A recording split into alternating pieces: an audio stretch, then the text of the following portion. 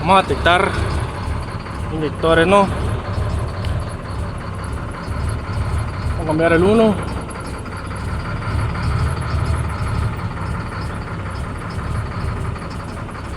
Ahí lo quitamos. El segundo también está trabajando. El tercero también hizo cambio.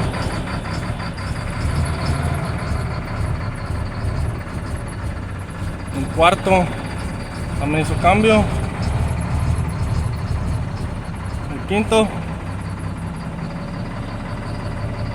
Escuchemos cómo la falla se ha quitado. Mal funcionamiento del quinto. Vamos a ponerlo otra vez.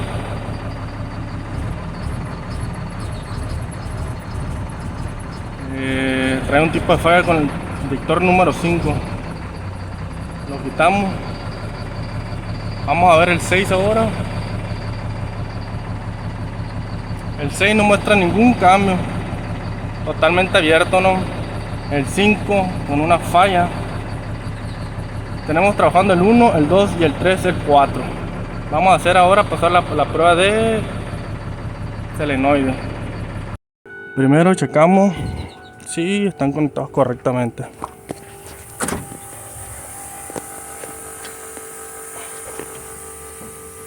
Este es el 1, conector, 2 conector, 3, 4, 5 y 6. También vamos a pasar a la prueba del solenoide con la herramienta electrónica Caterpillar. Esta prueba la haces para checar el solenoide del inyector.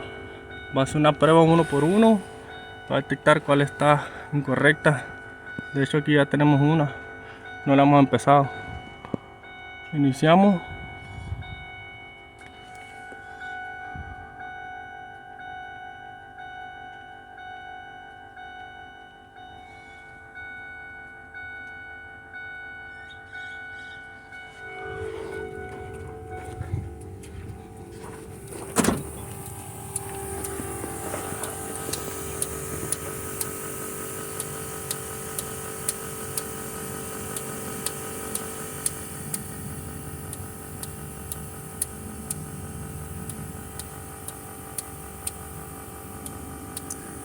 En efecto no hace ningún efecto el inyector número 5 y 6. Si se fijan, cuando activa un inyector la bobina hace como un salpicado en este inyector.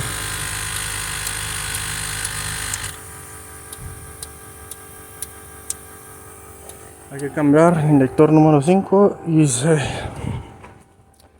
Este es un motor C7.